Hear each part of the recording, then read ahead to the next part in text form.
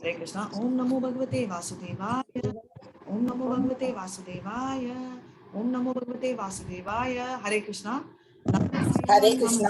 Naram Chevo Narotamam Devim Saraswati Vyasam Tato Jaye Udiraye Nashtaprayeshu Abhadreshu Nityam Bhagavata Sevaya Bhagavati Uttama Shloke Bhakti Bhavati Naistuki.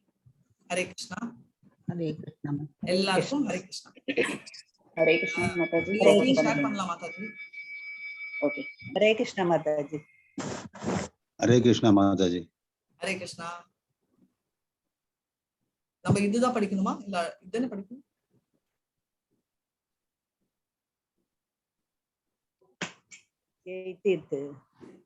19 Okay, Hare Krishna. Canto 1, 13th chapter, 18th verse. Hare Krishna. Vidurastat abhipretya drishtarashtram abhashata rajan nirgam yatham shikram pashyedam vayam agatam. Hare Krishna. Hare Krishna Mataji. Vidurastat abhipretya dhritarashtam abhashata rajan nirgam yatham shikram பஷ்யேதம் பயம் ஆகதம். விதுர மகாத்மா விதுரர் தத் அந்த அபிப்பிரேத்திய இதை நன்கறிந்து திருதராஷ்டிரரிடம் அபாஷத கூறினார். ராஜன், ஓ ராஜனே, நிற்கம் யதாம், தயவு செய்து உடனடியாக வெளியேறுங்கள். சீக்கிரமாக பஷ்ய, நீங்களே பாருங்கள். இதம், இந்த, பயம் ஆகதம், வந்துவிட்டது. மகாத்மா விதுரர் மொழிபெயர்ப்பு. மகாத்மா விதுரர் இதையெல்லாம் அறிந்திருந்தார். எனவே அவர் திருதராஷ்டிரரை பார்த்து கூறினார், அன்புள்ள அரசே, இங்கிருந்து சீக்கிரமாக வெளியேறுங்கள், தாமதிக்க வேண்டாம். பயம் எப்படி உங்களை பற்றி கொண்டது என்பதை நீங்களே சற்று கவனித்து பாருங்கள். பொருளுரை. ஒருவர் திருதராஷ்டிரராக இருந்தாலும் அல்லது யுதிஷ்டிர மகாராஜனாக இருந்தாலும் இரக்கமற்ற மரணம் ஒருவரையும் பொருட்படுத்துவது இல்லை. எனவே வயது முதிர்ந்த திருதராஷ்டிரருக்கு அளிக்கப்பட்ட ஆன்மீக உபதேசம் இளையவரான யுதிஷ்டிர மகாராஜனுக்கு நன்கு பொருந்துவதாகும். உண்மையில் அரசர், அவரது சகோதரர்கள் மற்றும் தாயார் ஆகியோர் உட்பட ராஜ மாளிகையில் இருந்த அனைவரும் சொற்பொழிவுகளை மெய்மறந்து கேட்டுக்கொண்டிருந்தனர். ஆனால் தமது உபதேசங்கள் முக்கியமாக பௌதிகத்தில் ஆழ்ந்திருந்த திருதராஷ்டிரருக்கு உரியவை என்பதை விதுரர் அறிந்திருந்தார். ராஜன் என்னும் சொல் குறிப்பாக திருதராஷ்டிரரை அழைப்பதற்காக உபயோகிக்கப்பட்டதாகும். திருதராஷ்டிரர் அவரது தந்தையின் மூத்த மகனாவார். எனவே சட்டப்படி அவர் ஹஸ்தினாபுர அரியாசனத்தில் அமர்த்தப்பட வேண்டியவர் ஆவர். ஆனால் அவர் பிறவி குருடர் என்பதால் அந்த உரிமைக்கு தகுதியற்றவராக இருந்தார். அவரது இழப்பை அவரால் மறக்க முடியவில்லை. ஆனால் அவரது இளைய சகோதரரான பாண்டுவின் மரணத்திற்கு பின் அவரது ஏமாற்றம் எப்படியோ ஈடு செய்யப்பட்டது. பாண்டு இறக்கும் பொழுது விட்டு சென்ற சில இளம் குழந்தைகளுக்கு திருதராஷ்டிரர் இயல்பாகவே காவலரானார். ஆனால் இதயத்தில் உண்மையாகவே அரசராகும் ஆசை அவருக்கு இருந்தது. பிறகு துரியோதனை தலைமையாக கொண்ட அவரது சொந்த மகன்களிடம் அவர் ராஜ்யத்தை ஒப்படைக்க விரும்பினார். விரும்பிய திருதராஷ்டிரர் அவரது மைத்துனராகிய சகுனியை கலந்து ஆலோசித்து எல்லா வகையான சதி திட்டங்களையும் தீட்டினார். ஆனால் பகவானின் விருப்பத்தினால் அனைத்தும் தோல்வியடைந்தன. இறுதி கட்டத்தில் மக்கள், பணம் ஆகிய அனைத்தையும் இழந்துவிட்ட பிறகும் கூட யுதிஷ்டிர மகாராஜனின் மூத்த பெரியப்பன் என்ற முறையில் அவர் அரசராக இருக்க விரும்பினார். யுதிஷ்டிர மகாராஜன் கடமை என்னும் முறைப்படி திருதராஷ்டிரரை ராஜ மரியாதையுடன் பராமரித்து வந்தார்.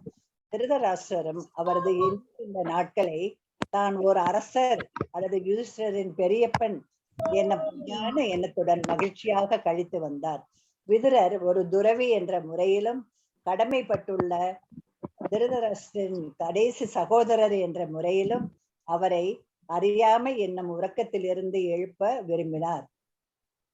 திருதராஷ்டிரர் உண்மையில் அரசர் அல்ல என்றாலும் அரசர் என்ற பெயருடன் வாழ்ந்து வந்தார். எனவே விதுரர் அவரை கேலியாக அரசர் என்று அழைத்தார். அனைவரும் நித்தியமான காலத்தில் சேவகர்களே என்பதால் ஒருவரும் இவ்வுலகில் அரசராக இருக்க முடியாது. அரசர் என்றால் கட்டளையிடக்கூடியவராக இருக்க வேண்டும். புகழ்பெற்ற ஆங்கிலேய அரசன் காலத்திற்கும் வெள்ளத்திற்கும் கட்டளையிட விரும்பினான். ஆனால் அக்கட்டளையை அவை மறுத்துவிட்டன. எனவே ஜட உலகில் ஒருவர் பொய்யான அரசராக மட்டுமே இருக்கிறார். இப்பொய்யான நிலையை பற்றியும் அச்சமயத்தில் அவரை அணுகிவிட்ட அஞ்சத்தக்க நிகழ்ச்சிகளை பற்றியும் திருதராஷ்டிரர் நினைவுபடுத்தப்பட்டார். அச்சமூட்டும் இச்சூழ்நிலையிலிருந்து தன்னை காப்பாற்றிக் கொள்ள விரும்பினால் உடனடியாக திருதராஷ்டிரர் அங்கிருந்து வெளியேற வேண்டும் என்று விதுரர் அவருக்கு அறிவுரை கூறினார். ஆனால் யுதிஷ்டிர மகாராஜனுக்கு இந்த அறிவுரையை அவர் கூறவில்லை. ஏனெனில் நிலையற்ற இவ்வுலகில் பயங்கர சூழ்நிலையை பற்றி யுதிஷ்டிர மகாராஜனை போன்ற ஓர் அரசர் உணர்ந்திருப்பார் என்பதையும், காலப்போக்கில் விதுரர் இல்லாத சமயத்திலும் அவர் தம்மை தாமே கவனித்துக் கொள்வார் என்பதையும் விதுரர் நன்கு அறிந்திருந்தார். Hare Krishna Mataji. Hare Krishna. Hare Krishna. Hare Krishna. Very nice. So நம்ம பார்த்தோம், நம்ம எல்லாருக்கும் இது தெரிஞ்ச ஒரே ஒரு லைன்ல நான் முடிச்சிடுறேன். ஸோ இது திருதராஷ்டிரா பிறவி பிறந்ததால அவரால் ராஜாங்கம் பண்ண முடியாது. பையனா இருந்தாலும் பாண்டுவை பாஜாங்கம் பண்ண வைக்கிறாங்க. இப்போ பாண்டு இறந்ததுக்கப்புறம் அவர் அவரோட பசங்களை குழந்தைய தன்னோட குழந்தைய மாதிரி வேறுபடுத்தாம பார்க்க வேண்டியது. ஆனா அதுவும் இல்லாம அவர் ஒரு க்ஷணமும் அவரை அழிக்கிறதுக்கு வந்தாரு. இப்ப காலம் யாருக்கும் வெயிட் பண்ணாது. ஞாபகம் வச்சுக்கோங்க, இது துவாரபர யுகா, ரைட்? அதனால இது என்ன ஆகுறது, இது சாரி ஆமா கரெக்ட். ஸோ அதனால என்ன ஆகுறது, நம்மளோட பசங்க, அதாவது யுதிஷ்டருக்கும் இந்த அட்வைஸ் கொடுக்கறதுக்கோசரம் வந்த மாதிரி அவர் ப்ரொஜெக்ட் பண்றாரு விதுரர். ஆனா யுதிஷ்டர மகாராஜா தர்மத்துக்கே பேர் புகழ்ந்தாருன்னு தெரியும். இப்போ துருவா மகாராஜோட நிலைமை நினைச்சு பாருங்க. 5 வயசுல அவரோட சித்தி, தந்தை 2வது மனைவி அவங்க திட்டினாங்க ஒரு வார்த்தை. அது அவர் தாங்க முடியாம என்ன பண்றாங்க, 6 மாசம் கொஞ்சம் சவுண்ட் நான் மியூட் போடுறேன். சோ அவர் கிளம்பி போயிடுறாரு. சோ அவரோட நிலைமை நினைச்சு பாருங்க. அவ்வளவு ஒரு பக்தி அவர் ரொம்ப நல்லா ப்ரொஜெக்ட் பண்ணிட்டு, அதுதான் சத்ரியானா அவங்களுக்கு எல்லாரையும் விட ரோஷம் இருக்கணும். கோபம் ரோஷம் எல்லாம் என்ன மாத்தாச்சு இருக்கவே கூடாதுன்னு சொல்றாங்க, இருக்கக்கூடாது. ஆனா இப்ப விரோதியை கொலை பண்றச்சு அப்படியே சிரிச்சுட்டே நம்ம சினிமால கட்டுற மாதிரி எல்லாம் கொலை பண்ண மாட்டாங்க. கரெக்டா? உள்ள இருந்து ஆக்ரோஷம் பண்ணாதான் சண்டைன்றதே போட முடியும். அதுக்குதான் எதுக்கு சொல்றேன்னா, இது ரொம்ப முக்கியமான ஒரு குவாலிட்டி, சத்ரியாவோட இயல்பான ஒரு குவாலிட்டி. அண்டிட்டு இருக்கிறது. இப்போ நம்மளுக்கு அது ஒரு பெரிய விஷயமா தெரியாம இருக்கலாம், ஏன்னா நம்ம எல்லாருமே சூத்ரா. சோ நம்மளுக்கு ரொம்ப சூடு சொரணா இருக்காது, இல்லைன்னா ஓவரா ரியாக்ட் பண்ணும். இது 2 தான், ஒண்ணு டிராமா இல்லைன்னா ரியாக்ஷனே இல்லை, ரைட்? ஆனா இங்க ரொம்ப கிளியரா என்ன சொல்றாங்கன்னா, திருதராஷ்டிரா ராஜா இருக்காருல்ல, அதாவது இந்த பர்டிகுலர் ராஜா அப்படின்னு சொல்லிட்டு திருதராஷ்டிர இவரு கூப்பிடுறாரு. ஏன்னா அவர் ராஜா இல்லைன்றதும் தெரியும். ஆனா யுதிஷ்டர் அவரை ராஜா மாதிரி ட்ரீட் பண்றாரு. அவரு ராஜா மாதிரி ட்ரீட் பண்றது அவரோட பெருந்தன்மை. இவர் தலைக்கால் தெரியாம தெரிஞ்சாருன்னு வச்சுக்கோங்க, இது இவரோட கேவலம். கரெக்டா? சோ இவர் எந்த சிச்சுவேஷன்லயுமே தான் ரொம்ப கிரேட் அப்படின்ற நினைப்பு வரவே கூடாது, வந்திருக்கவும் கூடாது. ஆனா அவர் அப்படி இருக்காரா? அவருக்கும் கால் தெரியாம தான் சுத்திட்டு இருக்காரு. இவரு அப்படி இருக்கிறதால இவர் அவருக்கு போதனை செஞ்சுட்டு, அப்பா நீ உன்னை ஃபர்ஸ்ட் 100 பேர் கொலை பண்ணாங்க உங்க பசங்களை, யாராவது அவங்க வீட்டுல போய் ஆண்டிட்டு இருப்பாங்க, ரைட்? சோ ஃபர்ஸ்ட் இங்க இருந்து கலக்கணும்ன்றதுக்கு தான் வந்தாரு. ஆனா சபைக்கு அவர் கொடுத்த அட்வைஸை எல்லாரும் முக்கியமா கவனிக்கிறாங்கன்றத நம்ம பார்க்கணும். ஹரே கிருஷ்ணா. 1.13.19 20யோட நிறுத்திடலாம், ஏன்னா பாதை போடலாம் நம்ம. ஓகே. பிரதிக்ரியான யஸ்யேஹ உதாஸ்தித் கர்ஹிசித் பிரபோ ச ஏஷ பகவான் காலஹ சர்வேஷாம் ந சமாகதஹ. ஹரே கிருஷ்ணா. ஹரே கிருஷ்ணா. பிரதிக்ரியான யஸ்யேஹ உதாஸ்தித் கர்ஹிசித் பிரபோ ச ஏஷ பகவான் காலஹ சர்வேஷாம் ந சமாகதஹ.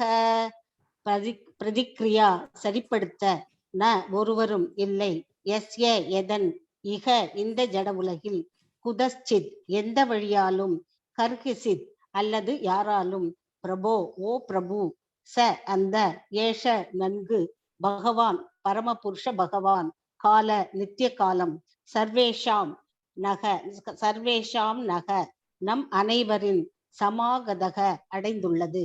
மொழிபெயர்ப்பு. அச்சமூட்டும் இச்சூழ்நிலையை இந்த ஜடவுலகில் உள்ள ஒருவராலும் சரிப்படுத்த முடியாது.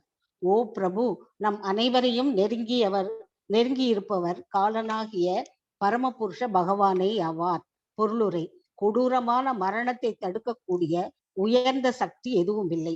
எத்தகைய கடும் வேதனைகளை அனுபவித்த போதிலும் ஒருவரும் இறக்க விரும்புவதில்லை. பெயரளவேயான விஞ்ஞான அறிவு முன்னேற்றம் எனப்படும் இக்காலத்திலும் கூட முதுமையையோ மரணத்தையோ தடுப்பதற்கு பரிகாரம் இல்லை. முதுமை மரணம் நெருங்குகிறது என்பதற்கான அறிகுறியாகும்.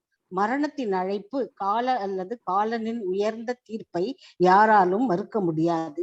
உடனடியாக நிகழப்போகும் அச்சமூட்டும் சூழ்நிலைக்கு ஏதேனும் பரிகாரத்தை தேடும்படி திருதராஷ்டிரர் விதுரரை கேட்கக்கூடும் என்பதால் அவருக்கு இந்த விளக்கம் அளிக்கப்பட்டது. திருதராஷ்டிரர் கேட்பதற்கு முன்னதாகவே இதற்கு இவ்வுலகில் உள்ள யாராலும் பரிகாரம் தேட முடியாது என்று விதுரர் அவரிடம் கூறினார். மரணத்தை தடுக்கக்கூடியது ஜட உலகில் எதுவும் இல்லை என்பதால் இது எல்லா வகையிலும் பரமபுருஷருடன் ஒத்திருப்பதாகும். பகவத்கீதையில் 10.34 இதை பகவானே கூறுகிறார். மரணத்தை ஜட உலகில் உள்ள யாராலும் எதனாலும் தடுக்க முடியாது.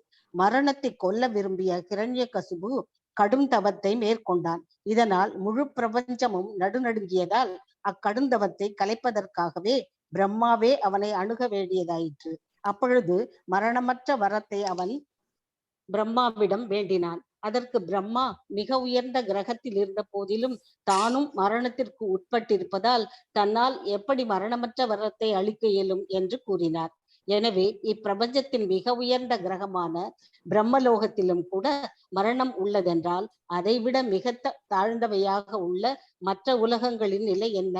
எங்கெல்லாம் காலனின் ஆதிக்கம் உள்ளதோ அங்கெல்லாம் பிறப்பு, இறப்பு, மூப்பு மற்றும் மரணம் ஆகியவையும் உள்ளன. இவை வெல்லப்பட முடியாதவை ஆகும். ஹரே கிருஷ்ணா மாதாஜி.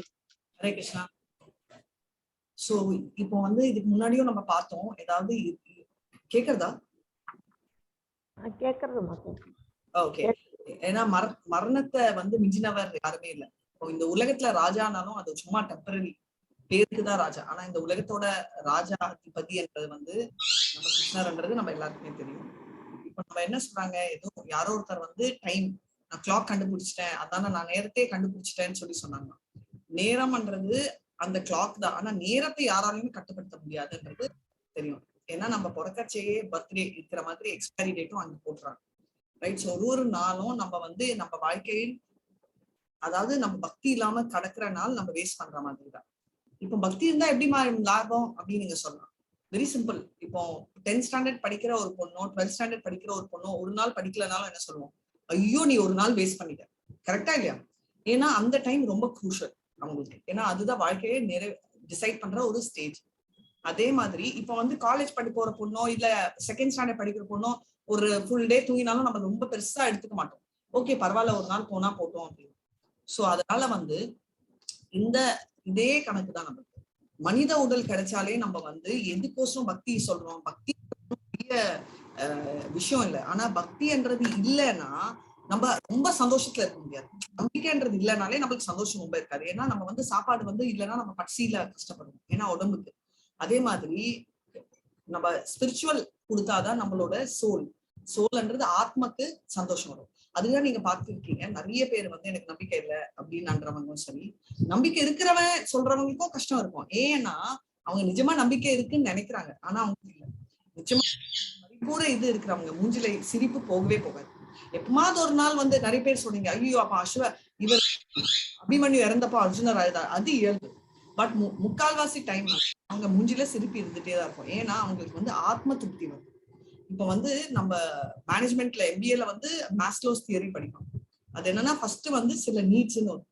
அதாவது நம்மளோட பேசிக் நீட்ஸ்ன்னு சொல்லுவாங்க. அதாவது சாப்பாடு, வீடு, கூரை, குளிக்கிறது, இதெல்லாம் பேசிக் நீட்ஸ். அதுக்கு அடுத்தது என்னன்னா சோசியல் நீட்ஸ் வரும். அதாவது தனியா இதெல்லாம் உங்களை எல்லாரையும் பேலஸ்ல வச்சு ஒரு நடு ரூட்ல ஒரு ஐலாண்ட்ல ஒருத்தரே உட்கார வைக்கிறேன், எல்லாம் கொடுக்குறேன், சாப்பாடு, வீடு, அதெல்லாம் இருந்தா சந்தோஷப்படுவீங்களா? இல்ல, பட மாட்டோம். ஏன்னா சோசியல் நீட், இன்னொருத்தங்க வேணும் அப்படின்ற நீட் மேல போயிட்டே இருக்கு. அதுக்கப்புறம் வந்து தான் பெருமை பட வேண்டிய நீட், அந்த மாதிரி எல்லாம் போயிட்டே இருக்கச்சு அவங்க அதோட நிறுத்திக்கிறாங்க. எஸ்டீம் நீட்ன்றது நம்மள சந்தோஷப்படுத்துறது, புகழம் தான். அதுக்கு மேல இல்லாத நீட், கண்டுபிடிக்காத முடியாத நீட் வந்து ஸ்பிரிச்சுவல். ஏன்னா இதெல்லாம் இருக்கிறவங்க, பணம் இருக்கு, பதவி இருக்கு, இருக்கிறவங்க எல்லாம் வந்து நீங்க பாத்தீங்கன்னா ஆனாலும் சூசைட் பண்ணிக்கிறாங்க. ஏன்னா அவங்களுக்கு வந்து அந்த ஆத்ம திருப்தி இல்லை. நம்ம பேசியிருக்கோம் இல்லையா அந்த வார்த்தை ஆத்ம திருப்தி. அந்த ஆத்ம திருப்தின்றது நம்ம கிருஷ்ணர் கொடுத்தே ஆகும். இது வந்து வயசு ஆன அப்புறம் இப்போ வந்து என்ன வந்து டிக்னிட்டி ஃபவுண்டேஷன் பேச சொல்றாங்க. சோ இப்ப வந்து அங்க வந்து எல்லாருமே 60க்கு மேல. இப்ப அவங்க கிட்ட போயிட்டு நான் சின்ன வயசுலயே பக்தி ஸ்டார்ட் பண்ணணும்னு சொல்லுங்க. ஆனா அது சொன்னா அவங்களுக்கு என்ன ஆகும், ஐயோ நம்ம 60 வயசு வரைக்கும் நம்ம வேஸ்ட் பண்ணிட்டோமே அப்படின்ட்டு. அதுக்கு வந்து நம்ம வேற ஏதாவது டாபிக் பேசலாம் அப்படின்னு சொன்னாங்க. நீங்களும் எனக்கு ஐடியா கொடுக்கலாம், என்ன டாபிக் கரெக்டா இருக்கும். 60 வயசு மேல இருக்கிறவங்களுக்கு ரொம்ப பக்தி இது வரைக்கும் பண்ணாதவங்களா பண்ணவங்களா நமக்கு தெரியாது, மிக்ஸ்ட் கிரௌட் இருக்கும். சரிங்களா, எனக்கு ஒரு ஐடியா கொடுங்க, அதை வச்சு நம்ம டெவலப் பண்ணலாம். சோ இப்ப வந்து இந்த மாதிரி ஓடிட்டு இருக்கு நம்ம வாழ்க்கை. சோ ராஜா நான் காலத்தை வெல்வேன் அப்படின்னு சொன்ன இரண்யகசிபுவோட கதியெல்லாம் என்னன்னு எல்லாருக்குமே தெரியும். சோ அதனால ஓல்டேஜ்ன்றது வயது முதிர்ந்தப்போ அவங்க வந்து தெரிஞ்சுக்கிட்டாதான் நிம்மதி இருக்கு. இல்லைன்னா நினைச்சு பாருங்க, ஒரு 60 வயசு ஆனப்புறம் பக்தி இல்லாதவங்க எல்லாருக்கும் பயம் வரும். கரெக்டா இல்லையா? பக்தி இல்லாதவங்க எல்லாருக்கும் பயம் வரும். பகவத்கீதா கத்துக்கிறதுக்கு முன்னாடி எனக்கு பெயின் ஒண்ணு இருக்குன்னு தெரியாது. நான் அதெல்லாம் மூட நம்பிக்கை நினைச்சேன். ரைட், பகவத்கீதால எங்க அம்மா இப்ப கூட அதெல்லாம் நான் கேட்க விரும்பலன்னா அது தெரியாம இருக்குமா? சோ பகவத்கீதால ஆண்டவன் முன்னாடி தெரிஞ்சுக்கிட்டது பேன்றது உண்மை. இப்ப பேன்றது என்ன, நம்மளோட ஆத்மா இருக்கு, அது மேல வந்து அது சட்டில் பாடி, தமிழ்ல என்ன சொல்லுங்க, சூய சரீரமா சூஷ்ம சரீரம்,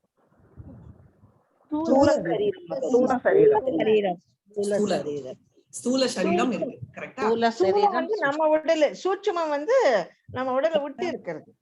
கிராஸ் பாடி, மனம், ஆத்மா, அகங்காரம், மனம், புத்தி, அகங்காரம். ஓகே, அதுதான் அகங்காரம். புத்தின்றது என்னது? சூட்சுமம். சூட்சுமதான் சொல்றேன். சூட்சும சரீரம் நம்ம சுத்திட்டே இருக்கு. இறந்தப்போ இந்த அந்த உடம்பு போனா கூட இந்த சூட்சும சரீரம் வச்சுட்டு இருக்கிற வரைக்கும் நம்ம கோலோக்கல்ல என்ட்ரி இல்லை. கரெக்டா? சோ இதுதான் விஷயம். இப்போ இங்க இருந்து இன்னொரு பாடி வர்ற வரைக்கும் என்ன ஆகும்? இப்போ இறந்து போய் சூசைட் பண்ணாதான் பேய். ஏன்னா பேய்னா என்ன கான்செப்ட்? ஒண்ணுமே இல்ல, சரீரம் இல்ல, அவ்வளவுதான். ரைட், சூட்சும சரீரம் இன்னொரு அதாவது சூய சரீரத்தை விட குறைச்சல், ஆனா சூட்சும சரீரத்தை விட இன்னொரு பாடி கிடைக்கும் இறந்த. அது பேர் தான், அதுதான் அந்த பாடி தான் இன்னொரு பாடிக்கு போறதுக்கு ஃபெசிலிட்டேட் பண்ணுது. இப்போ எதுக்கு பித்ரு பூஜை பண்றோம்னா, நம்ம பித்ரு பூஜை பண்ணாதான் அந்த இன்னொரு பாடி நம்மளுக்கு அவங்களுக்கு கிடைக்கும். அதுக்கோசம் தான் பித்ரு பூஜை பண்ணும். சரிங்களா, விஷ்ணுவை கேட்டுட்டு அப்பா அவங்களை நல்லா வேயணும்னே அவர் வந்து ரெக்கமெண்ட் பண்ணி இன்னொரு பாடி குவிக்கா ப்ராசஸ் பண்றாரு. ஓகே, இப்போ இந்த பாடி வந்துதான் மேல லோகத்துல, அதாவது நம்மளோட லோகத்துக்கு மேல, அதாவது பூர்லோகம், புவர்லோகத்துல இருக்கிறது இதுதான். கிளியரா புரிஞ்சுச்சா? ஆனா இதை பார்த்து நம்ம ஏன் பயப்படணும்? இப்போ டக்குன்னு நான் அவங்க வீட்டுக்கு தட்டிட்டு ஹலோ மாதாஜி அப்படின்னு பார்த்து என்ன பார்த்து ஐயோ ராதிகா மாதாஜி வந்துட்டாங்க அப்படின்னு டோர் சாத்திருந்தீங்களா? பயப்படுற மாதிரி இருக்குமா? இருக்காது. ஆச்சரியம் இருக்கும், பயம் இருக்காது. சோ இதே ஒரு பேய்னா நம்ம ஏன் பயப்படணும்? உடம்பு இல்லாத ஒரு இது. ஏன்னா நம்மளுக்கு வந்து பக்தின்றது இருந்துச்சுன்னா பேய்கிட்டே வராது. எப்போ பேய் வரும்ன்றதும் சொல்லிடுறேன். தமஸ் குணம் நிறைய இருந்தா அவங்க இயல்புல வந்து ரொம்ப வீக்கா இருப்பாங்க, ரொம்ப ஜந்துக்களை அழிச்சிட்டு அந்த மாதிரி தமஸ் இருந்தாதான் இவங்களால அதை ப்ரொசஸ் பண்ண முடியும். மோட் ஆஃப் பேஷன் இருந்தா கூட கஷ்டம். சோ மோட் ஆஃப் இக்னோரன்ஸ் இருந்தாதான் பேயால பிடிக்க முடியும். தெரிஞ்சிச்சு வச்சுக்கோங்க, எல்லாரும் என்ன பண்ணுவாங்க, நம்மளுக்கு தமஸ் குணம் இல்லைன்ற தைரியமா இல்ல, தமஸ் குணம் இருக்கிறவங்க அப்பா இந்த தமஸ் குணத்துல இருந்து நம்ம இம்ப்ரூவ் பண்ணணும், ஏதாவது ஒரு புத்தி வரும். ரொம்ப சவுண்ட் வருது, கேட்கவே இல்லை மேடம். ஒரே ஒரு ரிக்வெஸ்ட், எல்லாரும் மியூட் போட்டுக்கோங்க நான் சொன்னப்போ, ஏன்னா நான் ஸ்கிரீன் மாத்தி பண்றேன். ஒரு செகண்ட். ஒரு மாதிரி கீச் கீச்சுன்னு சத்தம் வந்துட்டே. ஆமாப்பா, இது வேர்டோட சத்தம் இங்க இல்ல. சோ அதனால வந்து ஏன் இதெல்லாம் சொல்றேன்னா, இறப்புன்றதால அதனாலதான் மக்களுக்கு பயம் வருது. நான் என்ன ஆக போறேன்? இறப்புன்றது வந்து எந்த விதத்திலும் நம்மள அஃபெக்ட் பண்ணவே பண்ணாது. ஏன்னா நம்ம எல்லாம் கிருஷ்ணரோட அனுகிரகத்துல இருக்கோம். சோ ஓல்டேஜ் அண்ட் டெத் இதெல்லாம் தான் நம்ம வீட்டுல இருக்கு. இது ஹெல்ப் நம்ம பார்த்துட்டோம். சரிங்களா, இப்போ 20யோட நம்ம முடிச்சுக்கலாம். நம்ம வந்து பாதத்துக்கு ஹரே கிருஷ்ணா. येन चैवाभिधानोऽयं प्राणिप्रियातमेरपि जना सत्यो वियुज्येत किं उत्थान्येर्धनादिभिः. हरे कृष्ण. हरे कृष्ण माताजी। येन सैवाभिपन्नोऽयं प्राणै प्रियतमैरपि जनसत्यो वियुज्येत किम् उदान्यैर्धनादिभिः. ஏன அத்தகைய காலத்தால் இழுக்கப்பட்டு ச மேலும் ஏவ நிச்சயமாக அபிபன்ன கைப்பற்றப்பட்டு அயம் இந்த பிராணை உயிருடன் பிரியதமை அனைவருக்கும் மிக பிரியமானதாக இருக்கும் அபி என்ற போதிலும் ஜன நபர் சத்திய உடனே வியுஜ் ஏத கைவிடுகிறான் கிம் உத அந்யை மற்ற பொருட்களை பற்றி என்னவென்று சொல்வது தன அதீபி தனம் மரியாதை குழந்தைகள் நிலம் மற்றும் வீடு போன்ற. மொழிபெயர்ப்பு.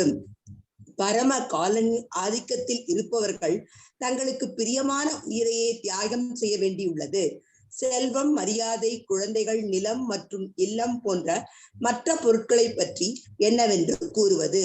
பொருளுரை. திட்டம் போடுவதில் மிகவும் சுறுசுறுப்பாக இருந்த புகழ்பெற்ற இந்திய விஞ்ஞானி ஒருவர் மிகவும் முக்கியமான ஒரு கூட்டத்திற்கு சென்று கொண்டிருக்கும் பொழுது தடுக்க முடியாத காலனால் திடீரென அழைத்துக் கொள்ளப்பட்டார். இதனால் தனது உயிர், மனைவி, குழந்தைகள், வீடு, நிலம், செல்வம் போன்றவைகளை அவர் துறக்க வேண்டியதாயிற்று. இந்தியாவில் அரசியல் எழுச்சி ஏற்பட்டு அது பாகிஸ்தானாகவும் இந்துஸ்தானாகவும் பிரிக்கப்பட்ட போது பல செல்வாக்குள்ள பணக்காரர்கள் காலனின் ஆதிக்கத்தினால் தங்களது உயிர், உடைமை மற்றும் மதிப்பு ஆகியவற்றை கைவிட வேண்டியதாயிற்று. இதை போன்ற நூற்றுக்கணக்கான ஆயிரக்கணக்கான உதாரணங்கள் உலகில் பிரபஞ்சத்தில் உள்ளன. அவை அனைத்தும் நித்தியமான காலனின் கோலமே ஆகும். எனவே காலத்தின் ஆதிக்கத்தை வெல்லக்கூடிய சக்தி வாய்ந்த ஜீவராசி பிரபஞ்சத்திலேயே இல்லை என்பது முடிவாகும்.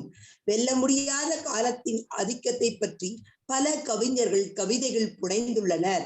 காலத்தின் ஆதிக்கத்தால் பிரபஞ்சங்களில் பல அழிவுகள் நிகழ்ந்துள்ளன.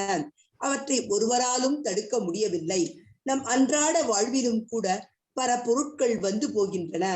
ஆனால் அவற்றை நம்மால் கட்டுப்படுத்த இயலவில்லை. மாறாக அவற்றினால் நாம் துன்புறவோ அல்லது அவற்றை சகித்துக் கொள்ளவோ வேண்டியுள்ளது. அதுவே காலத்தின் கோலமாகும். Hare Krishna Mataji. Hare Krishna. Thank you so much. So கிளியரா நம்ம பார்த்துட்டோம். இந்த இந்தியா கஷ்டப்பட்டு சுதந்திரம் வாங்கினோம். சந்தோஷப்பட்டோமா? ஏன்னா நம்மளோட பௌதிக வாழ்க்கைக்கு எல்லையே இல்லைன்றது ஒரு கிளாசிக் எக்ஸாம்பிள். சுதந்திரம் வந்துச்சே நம்ம பிரிட்டிஷ் கிட்ட இருந்து குஷியா இருக்கலாம்ன்றது இல்லை. இமீடியட்டா பாகிஸ்தான் எனக்கு வேணும் அப்படின்னு ஆரம்பிக்கிறாங்க. ரைட். சோ இது முடியாத ஒரு என்ன சொல்றீங்கன்னா ஒரு காலச்சக்கரத்துல ஒரு சாட்டிஸ்பாக்சன்ன்றது ஒண்ணு இருக்கவே இருக்காது. இத பத்தி நிறைய பேர் சொல்லியிருக்காங்க. ரைட். டைம்ன்றது நம்ம கையில இல்லவே இல்லை. இப்போ இன்னொரு விஷயமும் நீங்க சொல்றீங்க மாதாஜி காலம் என்ன மேம், அந்த ஒரு பெரிய விஷயமா நம்ம பக்தி பண்ணா என்ன? கரெக்ட். பக்தி பண்ணா சக்சஸ் ஆகுமா இல்லையான்னு இல்லை. ஆனா அந்த கிரெடிட் இருக்கு. ரைட். பக்தி பண்ணா இப்ப 10வது ஸ்டாண்டர்ட்ல நீங்க ஏதோ பார்ட் டைம் ஜாப் போனச்சே உங்களுக்கு கொடுக்குற 100 ரூபாய், அதுவும் சரி 40 வயசுல நீங்க கிடைக்கிற உங்களுக்கு 1000 ரூபாய், எல்லாமே உங்களுக்கு லாபம் இல்லையா? கடைசியில 60 வயசுல ரெண்டுமே லாபமா இருக்கும் இல்லையா? இல்ல 10வது கிளாஸ்ல படிச்சனால எனக்கு அது லாபம் இல்லை அப்படின்னு சொல்ல மாட்டோம். அதே மாதிரி நம்ம செய்யற பக்தி நம்மளுக்கு அக்கௌண்ட்ல சேர்ந்துட்டே இருக்கும். அது இணை பிரியாம அதை நம்ம கட்டி பிடிச்சிட்டு இருக்கோன்றத நம்ம புரிஞ்சுக்கலாம். சோ நம்மளோட டெய்லி லைஃப்லயும் நிறைய திங்ஸ் போயிட்டு வருது. அதாவது நம்ம கையில இல்லவே இல்லை. ஆனா நம்ம டாலரேட் பண்ணணும்ன்றது இம்பார்ட்டன்ட். சோ ஏன்னா இதெல்லாம் காலத்தோட விதிமுறை அப்படின்னு சொன்னாங்க. சரியா? சோ நம்ம என்ன நினைப்போம், ஏதாவது நல்லது நடந்துச்சுன்னா நான் பண்ணேன். ஏதாவது காலி ஆயிடுச்சு வச்சுக்கோங்களேன், நம்ம என்ன பண்ணுவோம், சே ஆண்டவன் எனக்கு கொடுக்கவே இல்லை. ஆக்சுவலா நினைச்சு பாத்தீங்கன்னா இது முக்கியமான ஒரு விஷயம் என்னன்னா, ஆண்டவன் தான் கொடுத்தாரு அப்படின்றது நம்ம தெரிஞ்சுக்கணும். உங்களுக்கு ஒரு குட்டி கதை சொல்லட்டா? அதுக்கப்புறம் நம்ம கிளாஸ் பாத சேவனை வைக்கலாமா? கதை சொல்லட்டா? சொல்லுங்க மாதாஜி. இது ஆல்ரெடி சொல்லியிருந்தா நான் சொல்லிட்டேன்னு சொல்லுங்க. இப்போ என்ன ஆகுதுன்னா, இது என்ன நடக்குதுன்னா ஜெகநாத் புரியில நடக்கிற ஒரு கதை. இப்போ நிஜமான கதை. சோ ஜெகநாத் புரியில என்ன நடந்துச்சுன்னா, ஒருத்தர் பெருக்கிட்டே இருந்தாரு. இவர் ஜெகநாத் புரி வந்து உங்களுக்கு தெரியும், அவர் கண்ணெல்லாம் பெருசா இருக்கும், திறந்துட்டே இருப்பாரு, கண்ணு கொட்ட கூட மாட்டாரு.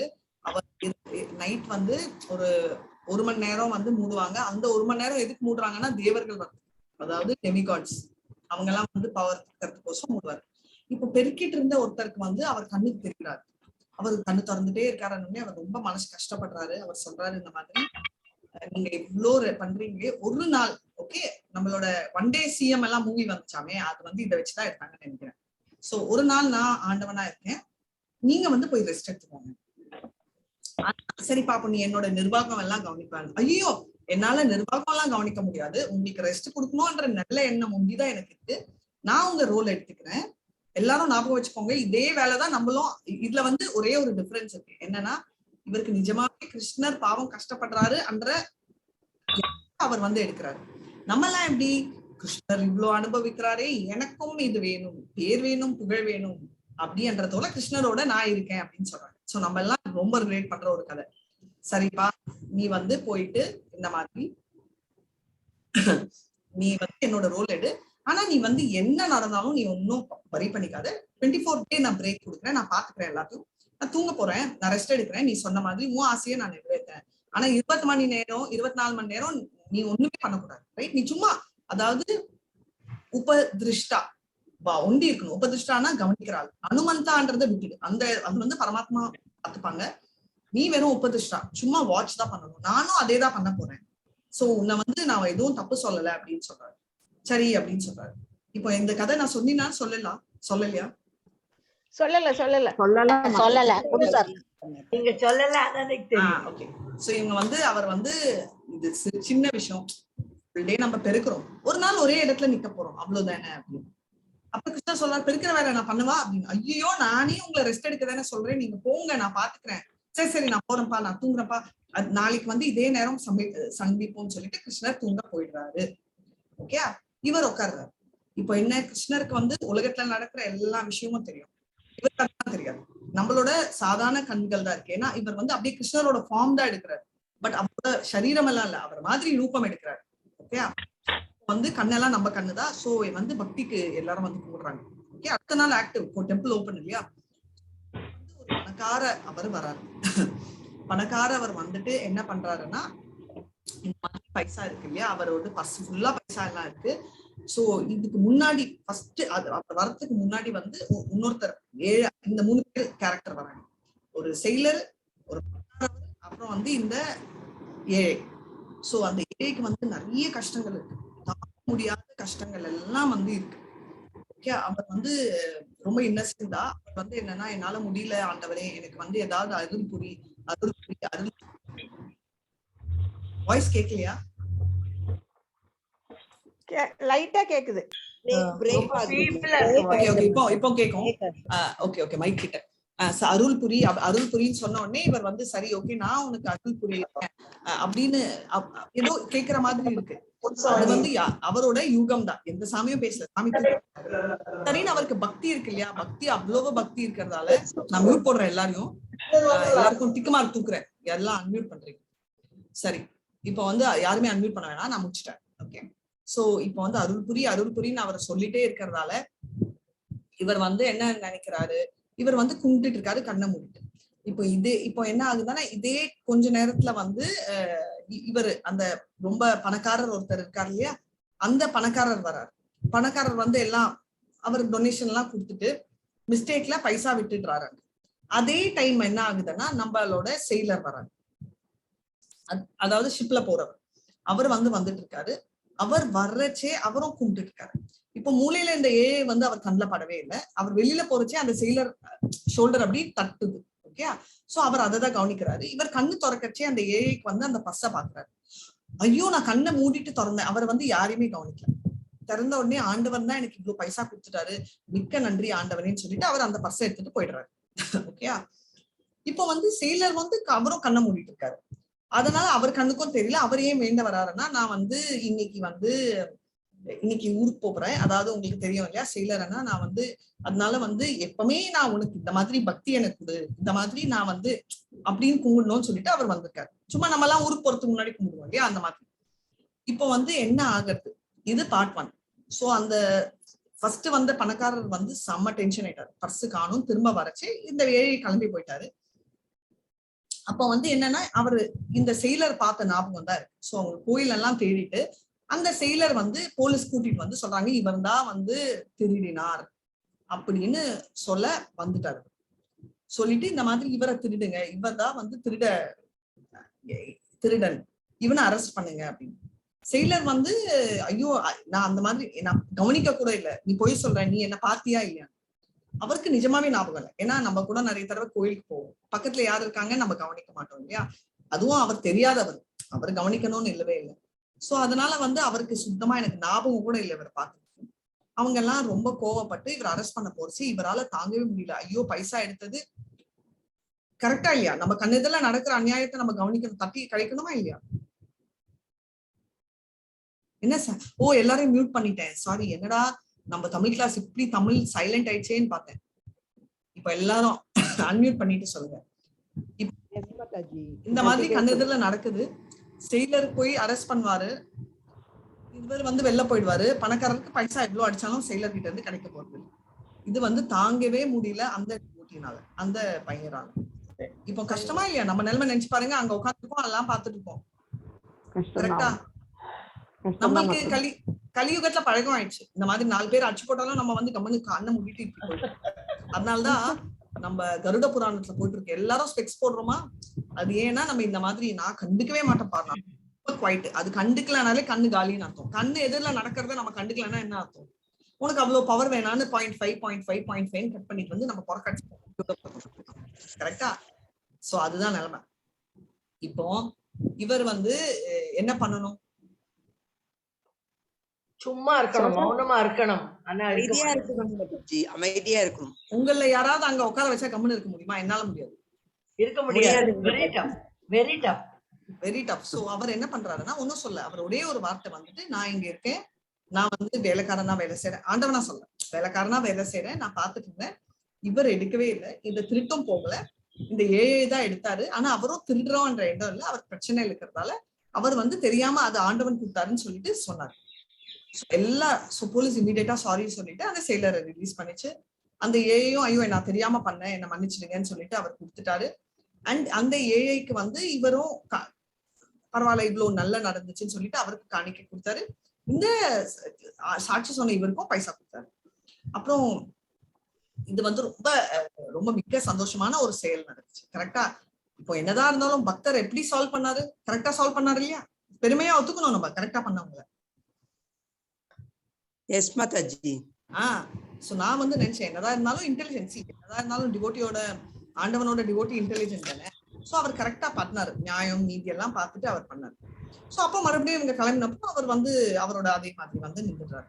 அடுத்த நாள் வந்து கிருஷ்ணர் கேக்குறாரு, என்னப்பா பண்ண அப்படின்னு. நியாயத்தை பண்ண அப்படின்னு. நான் நியாயத்தை பண்ண சொல்லி இன்னைக்கு சொல்லியே, நீ ரோட்ல இருக்கச்சே நியாயத்தை பண்ணு, பெருக்கச்சே நியாயத்தை பண்ணு, இன்னைக்கு நீ என்ன பண்ணணும்? என்னோட வேலையை தானே நீ பண்ணணும்னு சொன்ன, பட் உங்க வேலையும் காப்பாத்துறது தானே. ஆமா அப்படின்னு. அதுதான் நான் பண்ணேன். அது நீ ஏன்பா பண்ற? நான் தானேப்பா பண்ணணும், ஏன்னா உனக்கு இங்க இருக்கிறதா தெரியும், வெளியில தெரியாது. ஐயோ நீங்க என்ன சொல்றீங்க, உங்களுக்கு ஐடியாவே இல்ல. அப்படி இல்லைன்னா என்ன ஆயிருக்கும் தெரியுமா? அவனை ஜெயில போட்டிருப்பாங்க. ரைட்? பாவம், அவனுக்கு அந்த வேலை என்ன ஆகும்னு கூட நமக்கு தெரியாது. ஷிப்பு கிளம்பி போயிட்டு இருக்கோம். நீங்க வந்து புரிஞ்சுக்கோங்க, நான் நல்லது தானே பண்ணேன் அப்படின்னு. நல்லது தானே பண்ணேன், நீ பாரு என்ன நடக்குதுன்னு சொல்லிட்டு அவர் காட்டுறாரு என்ன நடந்துச்சு. சோ இப்ப என்ன ஆகுதுன்னா, அந்த கொஞ்சோண்டு பைசா வாங்கினவருக்கு அவரால் அவரோட ஃபேமிலியை காப்பாற்ற முடியாது, மருந்து வாங்குறதுக்கு தான் லாபமா இருக்கு. சோ அந்த அவங்களுக்கு ட்ரீட்மெண்ட் கொடுக்கணும்ன்ற பெரிய ட்ரீட்மெண்ட் கொடுக்காம அவங்களோட வலியை இன்னும் ஏத்திட்டாங்க. ஏன்னா இன்னும் மெடிசன் கொடுத்து அவங்களுக்கு ஃபுல்லாவும் சர்ஜரியோ எதுவோ பண்ண முடியல. அதனால அவங்க அந்த வியாதியில அவங்க கஷ்டப்பட்டு இருந்தாங்க. ரைட்? இன்னொருத்தர் சைட்ல வந்து செயலர் போன அந்த படகு ரைட் பயங்கரமான ஸ்ட்ராம் அடிச்சு அது கீழே விழுந்ததுல அந்த செயலரும் இறந்துட்டாரு. அப்புறமா வந்து பார்த்தா இவர் இருந்துச்சு இல்லையா, இவர் பாவம் அவர் நியாயம் தானேன்னா இல்ல, அவர் வந்து கொண்டு வந்த அந்த பர்ஸ்ல நிறைய தப்பான செயல்கள்ல இருந்த பைசா இருந்துச்சு. அந்த தப்பான செயல்கள்ல இருந்த பைசா ஆண்டவனுக்கு கோயில்ல விட்டா அது ஆண்டவனுக்கு கொடுக்கறதுக்கு சமம். கரெக்டா? அதுக்கப்புறம் அது ஒரு நல்ல செயலுக்கு போச்சுன்னா அதுவும் ஒரு நல்ல செயலாகும். சோ அவர் பண்ண பாவங்களும் அதனால கழிஞ்சிருக்கும். அதனால அவர் வந்து நரக்கத்துக்கு போய் அவ்வளோ பனிஷ்மெண்ட்டும் குறைஞ்சிடும். அப்படியே கிருஷ்ணா வந்து விஷ்ணு ரூபம்ல காட்டினார் தெரியுமா, நம்மளுக்கு என்ன நடக்க போகுது, அந்த மாதிரி ரோட் மேப் காட்டுறாரு. அவருக்கு அப்படியே தூக்கி அடிச்சு போட்டுச்சு. நான் இவ்வளவு தப்பா பண்ணேன். அவரெல்லாம் நீ தப்பு பண்ணலப்பா, சரியா பண்றேன்னு நினைச்சிட்டு பண்ணேன். தப்பு பண்ணா கூட நம்மளுக்கு தெரியும். ஆனா நம்ம கொஞ்சம் ஸ்பெஷலுங்க. நம்ம தப்பு பண்ணிட்டு நான் பண்றதுதான் கரெக்ட், நான் எனக்கு என்ன குறைச்சல் சொல்றேன், நம்ம ஒரு இன்னொரு வெரைட்டி வச்சுக்கோங்க. பட் இது வந்து பார்த்தா நம்ம வெளிப்புறமா பார்த்தா என்ன நினைப்போம், ஓ அப்படின்னு. பிரபுபாதாக்கு இதேதான் ஆச்சு, விரல் கட் ஆயிடுச்சு. எல்லாரும் ஐயோ நீங்க இவ்வளவு பெரிய டிவோட்டி, இப்படி ஆயிடுச்சே எப்படி ஆயிடுச்சு. அவர் என்ன சொன்னாங்கன்னா, ரொம்ப நன்றி, என் கையே போயிருக்கணும், ரைட், வெறும் ஒரு விரல்ல போச்சு அப்படின்னு. அதுதான் ஒரு டிவோட்டியோட சிவி. நிறைய பழைய தமிழ்ல கூட ஒண்ணு இருக்கு, தலைக்கு வந்தது என்னது, தலைப்பாகையோடு, அது கடைசி வருஷம் தலைப்பாகையோட தொப்பில தலைப்பாகை. அந்த கிருஷ்ணன் அந்த அர்ஜுனனுக்கு வந்து கிரீடம் மாத்திரம் போயிடும் இல்லைங்க மாதாஜி. அதுதானா? அந்த இதுக்கு வந்து தலைக்கு வந்து தலைப்பாகியோட போச்சு, தலை காப்பாத்தியாச்சுங்கிற ஒரு இதுல வரும். So nice. சோ அதுதான் விஷயம். இப்ப வந்து எதுக்கு நான் சொன்னேன்னா, ஹரே கிருஷ்ணா எல்லாருக்கும் எதுக்கு இது சொன்னேன்னா, நம்ம வந்து இதை ரொம்ப அசால்ட்டா எடுக்கிறோம், இது ஒரு பெரிய விஷயமா அப்படின்னு. பட் பாத்தீங்கன்னா இது ஒரு பெரிய விஷயமே இல்லாத மாதிரி போச்சு, இவ்வளவு அநியாயம் பண்றாங்களே. ஏன்னா நம்ம கண்ணார பாக்குறது வந்து வெறும் அந்த பார்க்கும் வியூ, லாங் டேர்ம் வியூன்றது வேற, ரைட்? லாங் டேர்ம் வியூ பார்த்தா நம்ம பண்ணது எவ்வளவு பெரிய தப்புன்னு அந்த இவர் பெருக்கினவர். ஏன்னா அவன் வந்து என்ன ஆகும் அப்படின்னு சொல்லி அதுக்கப்புறம் அவர் ரிவர்ஸ் பண்றாரு. இந்த டைம் மொத்தமே நான் ரிவர்ஸ் பண்றேன், அவரால் பண்ண முடியும், நம்மளால முடியாது. பண்ண உடனே என்ன ஆகுது, அவரோட பாவங்கள் குறைஞ்சிச்சு ஃபர்ஸ்ட். ரெண்டாவது அந்த பைசா கிடைச்சு அவர் போய் அந்த பைசாவை வந்து உபயோகம் பண்ணி அவங்கள உடனே ஃபுல் பக்தி யுக்தின்னு அவங்க அந்த சைட்ல போயிட்டாங்க. நிறைய ஸ்டூடெண்ட்ஸ் அவங்க டீச்சரா இருந்து நிறைய ஸ்லோகங்கள் எல்லாம் சொல்லி கொடுத்து அவங்களும் கிருஷ்ணர் பக்தியை எடுத்துக்கிட்டாங்க. இந்த செயலரை வந்து போலீஸ் புடிச்சிட்டு போயிட்டு 2 நாள் ஜெயில போட்டிருப்பாங்க. கரெக்டா? பைசா இல்லைன்னு தெரியும், ஏன்னா அங்கதான் அவரை ரிலீஸ் பண்ணிருப்பாங்க. ஏன்னா ப்ரூஃபே இல்லை, அவர் திருடி இருப்பான்ன்றது யூகம் தான். அந்த 2 நாள் அரெஸ்ட் பண்ணதால அவர் வந்து அந்த படகு வந்து போகாது. அந்த படகு அழிஞ்சாலும் அவருக்கு பிரச்சனை இல்லை, ஏன்னா அவர் ஜெயில இருந்தார். அவர் வெளில வந்து ஐயோ எனக்கு என்ன ஆகும்னு நினைச்சு வரி பண்ணிக்கவும் வேண்டாம், ஏன்னா உயிர் போகலன்னு. அவருக்கு வேலை போகும்ன்ற பயமும் இல்லை, ஏன்னா படகுல இருந்தவங்க எல்லாம் இறந்து போயிட்டாங்க. இவர் இன்னசென்ட் ப்ரூவ் ஆனதால அவர் வேலையும் தூக்க மாட்டாங்க. சோ ஆக மொத்த கிருஷ்ணர் வந்து 3 பேருக்குமே நல்லது போயிட்டு ஏதோ நான் பண்றேன் நல்லதுன்னு சொல்லி ஏடாகுறம் பண்ணி இருக்கிறதையும் தூக்கி போட்டாரு நம்மளோட நல்ல செயலர். இதுல வந்து செயலராவது ஒரு எண்ணம், அதாவது கிருஷ்ணருக்கு ரெஸ்ட் கொடுக்கணும். நம்மளுக்கு என்ன, கிருஷ்ணர் ஒண்டி ராஜாவா, நானும் ராஜா ஆகணும், சரி ஏதோ ராணி ஆகணும் அப்படின்னு சொல்லிட்டு தலைய போட்டு உடச்சிட்டு இருக்கோம். கரெக்டா இல்லையா? அதனால இல்லைன்னு சொல்லாதீங்க, இருக்கிறதெல்லாம் நம்ம எல்லாம் இங்க உட்காந்து கிளாஸ் பண்ணிட்டு, இல்லைன்னா நம்ம எல்லாம் கோலோகத்துல விளையாடிட்டு இருக்கோம். சரியா? சோ இதோட அப்புறம் விளையாடலாம், நம்ம எல்லாருமே கோலாத்து அப்புறம் விளையாடலாமா? ஓகே. வாஞ்சா கல்பதருபியஸ்ச கிருபா சிந்தூபியைவ ச பதிதானான் பாவனேபியோ வைஷ்ணவேபியோ நமோ நமஹ. ஹரே கிருஷ்ணா ஹரே கிருஷ்ணா ஹரே கிருஷ்ணா கிருஷ்ண கிருஷ்ணா ஹரே ஹரே, ஹரே ராம ஹரே ராம ராம ராம ஹரே ஹரே, கிருஷ்ண கிருஷ்ண ஹரே ஹரே, ராம ஹரே ராம ராம ராம ஹரே ஹரே, ஹரே கிருஷ்ணா ஹரே கிருஷ்ணா ஹரே கிருஷ்ணா ஹரே கிருஷ்ணா ஹரே ஹரே, ஹரே ராம ஹரே ராம ராம ராம ஹரே ஹரே ஹரே. இன்னைக்கு வந்து அட்வான்ஸ் கிளாஸ் நான் தான் எடுக்கிறேன். ஹரே ஹரே, ஹரே ராம ஹரே ராம ராம ராம ஹரே ஹரே. ஹரே கிருஷ்ணா. இன்னைக்கு வந்து அட்வான்ஸ் கிளாஸ் நான் தான் எடுக்கிறேன் 5:15. சோ நீங்க எல்லாம் 5:15 வாங்க. ஒருவேளை எனக்கு வரதுக்கு 5 minutes லேட் ஆச்சுன்னா 5-10 minutes நீங்க வந்து ஏதாவது பேசிட்டு இருங்க, பாதம் ஏதாவது டிஸ்கஸ் பண்ணிட்டு இருங்க, நான் வந்துடுவேன். சரியா? நான் தான் எடுக்க போறேன். தனேஸ்வரி மாதாஜி இன்னும் கொஞ்சம் டயர்டா இருக்குனாங்க, சோ நானே வந்து கிளாஸ் level 2 மாதாஜி. level 2 5:15 இன்னைக்கு 17th சாப்டர் பேய் பூதம் எல்லாம் பேசலாம். இல்ல நிஜமான சாப்டர். ஹரே கிருஷ்ணா. நம்ம கதை தான். ரைட். இப்போ வாங்க எல்லாரும், who is the teacher who is going to talk? Usha Mataji தானே ஃபர்ஸ்ட். எங்க உஷா மாதாஜி? உஷா மாதாஜி ஒரு ஹெல்ப் வேணும். மண்டே டியூஸ்டே நீங்க மார்னிங் 6 o'clock பாகவதம் எடுக்கணும். ஓகேயா? எடுப்பாங்க. சொல்லுங்க மாதாஜி. இல்ல அவங்களுக்கு நிறைய ஷெட்யூலுங்க. அவங்க 3 o'clock கிளாஸ் எடுக்கிறாங்க, நைட் 7 o'clock எடுக்கிறாங்க. அதான் மண்டே டியூஸ்டேவா? Yes, no problem. Monday Tuesday only, வெட்னஸ்டேல இருந்து நான். Okay okay, no. Thank you so much. இருங்க உங்களை வந்து எங்க நீங்க வீடியோ போடுங்க. உஷா மாதாஜி காணுமே எனக்கு.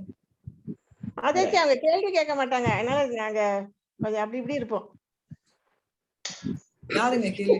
உஷா மாதாஜி. எஸ். ஓகே. இப்போ வந்து ஹரே கிருஷ்ணா. ஹரே கிருஷ்ணா. ஹரே கிருஷ்ணா. பாதாம்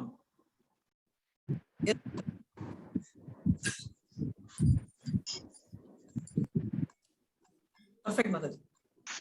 ஆஃப் பண்ணிட்டாங்க. வர வர மேக்கப் எல்லாம் கரெக்டா இருக்கு, நீங்க வரி பண்ணிக்க வேணாம். மேக்கப் சொல்லல, ஸ்பெக்ஸ் போட்டுக்கிறேன்.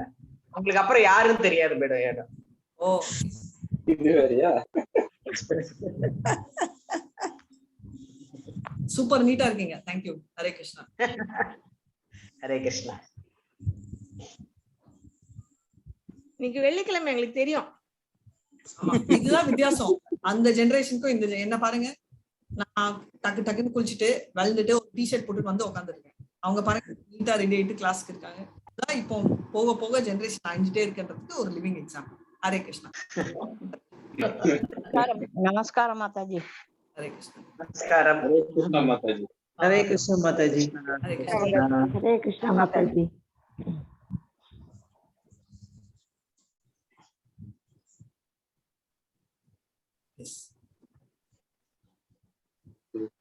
ஹரே கிருஷ்ணா. ஹரே கிருஷ்ணா. ஹரே கிருஷ்ணா மாதாஜி. ஹரே கிருஷ்ணா மாதாஜி. ஹரே கிருஷ்ணா மாதாஜி. ஹரே கிருஷ்ணா.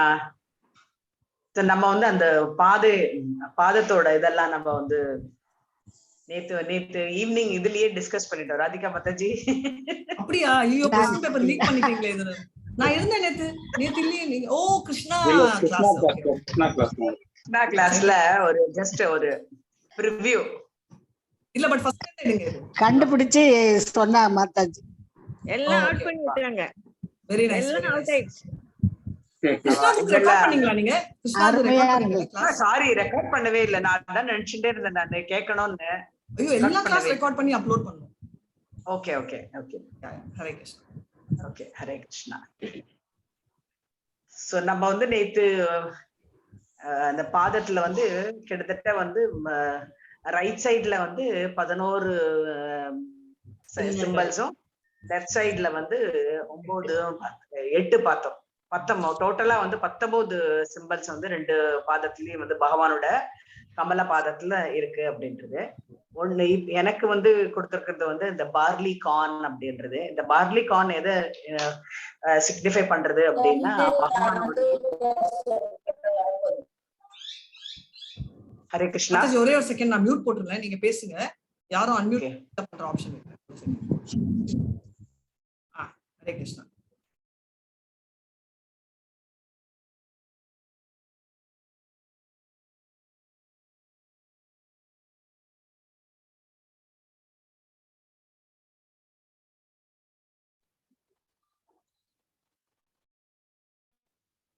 ஹரே கிருஷ்ணா. இந்த பார்லி கார்ன் வந்து எதை சிக்னிஃபை பண்றது அப்படின்னா, பகவானுடைய விபூதிகள்ல அது வளமை அப்படின்ற விபூதியை வந்து வெளிக்காட்டுறதுதான். அது என்ன அப்படின்னா, நம்ம வந்து பகவானுடைய பாதத்தை சேவை பண்ணும்போது நம்மளுக்கும் வந்து அந்த வளமை வந்து வரும் அப்படின்றது. வளமை அப்படின்றது என்ன அப்படின்னா, பௌதீகத்தோட சம்பந்தப்பட்டது கிடையாது. நம்மளுடைய பகவானை சேவை பண்றதுக்கான அந்த வளமை வந்து நம்ம கிட்ட வரும் அப்படின்றது. அடுத்தது வந்து என்ன அப்படின்னா, ஒருத்தர் வந்து இந்த பகவானுடைய கமல பாதத்தை வந்து சரணடைஞ்சோம் அப்படின்னா, நமக்கு முன்னைய ஜென்மத்தோடைய பாப்பங்கள், அப்புறம் வந்து அந்த பிறப்பு இறப்பு அப்படின்ற ஒரு இதுல வந்து எல்லாமே ரொம்ப அற்பமா வந்து தோண ஆரம்பிக்கும் அப்படின்றது வந்து சொல்ற. எப்படி வந்து ஒரு சின்ன ஒரு பார்லியோட இது வந்து பாத்தீங்க அப்படின்னா, அதுக்கும் வந்து பாத்தீங்க அப்படின்னா, அதுவும் பிறக்கிறது இறக்குறது அப்படின்னு இருக்கா மாதிரி அந்த மாதிரி ஒரு எண்ணம் வந்து நம்மளுக்கு வந்து வரும். நம்மளோட பிறப்பு வந்து ரொம்ப பெரிய இது மாதிரியும், நம்ம இறந்துட்டா ரொம்ப பெரிய இழப்பு அப்படின்ற மாதிரியும் அந்த மாதிரி வந்து அந்த எண்ணங்கள் வந்து நம்மளுக்கு வந்து தோணாது. நாமளும் வந்து ஒரு பிறப்பு இறப்புக்கு உட்பட்டவர்கள் தான் அப்படின்ற ஒரு எண்ணம் வந்து நம்மளுக்கு வந்து வரும். அதுக்கு அடுத்தது என்ன அப்படின்னா, இந்த பார்லி கார்ன் எப்படி வந்து ஒரு உயிர் வாழியோட உயிரை வந்து எப்படி காக்கிறதோ அதே மாதிரி வந்து என்ன அப்படின்னா, நம்மளுடைய ஒரு நிமிஷம்.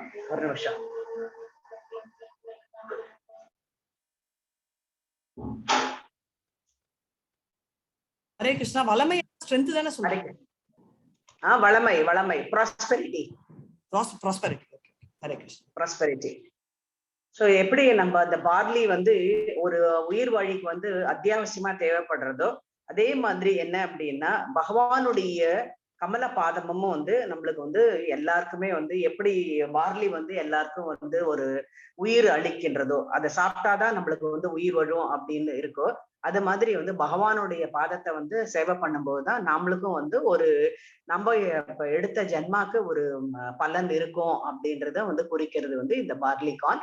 பார்லிகான் வந்து எவ்வளவுக்கு நல்ல இதுவா வளமையா இருக்கோ நம்ம நாட்டுல, அதே மாதிரி நம்ம டிவோட்டிஸ்குள்ள இருக்கக்கூடிய பக்தியோட வளமையை வந்து நம்ம கிட்ட வந்து பெருகும் அப்படின்றது இதை வந்து குறிக்கிறது அப்படின்ட்டு வந்து சொல்லலாம். சோ இதான் வந்து பார்லிகானோட முக்கியத்துவம்.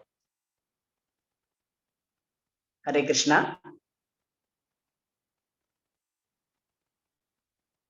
ஹரே கிருஷ்ணா. ஹரே கிருஷ்ணா. யாருக்காவது டவுட்ஸ் இருக்கா? ஹரே கிருஷ்ணா. ஓ, எல்லாரும் மியூட் பண்ணிருக்கேன். சாரி அதான் எல்லாம் டிஸ்டர்பன்ஸ் சொன்னாங்க. எல்லாரும் அன்மியூட் பண்ணிக்கலாம். ஏதாவது டவுட் இருந்தா கேளுங்க. பார்லிகான்னா என்ன?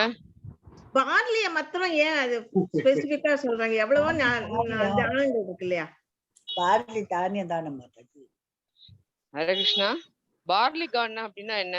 பார்லிகான்னா பார்லி நம்ம எல்லாம் அரிசி.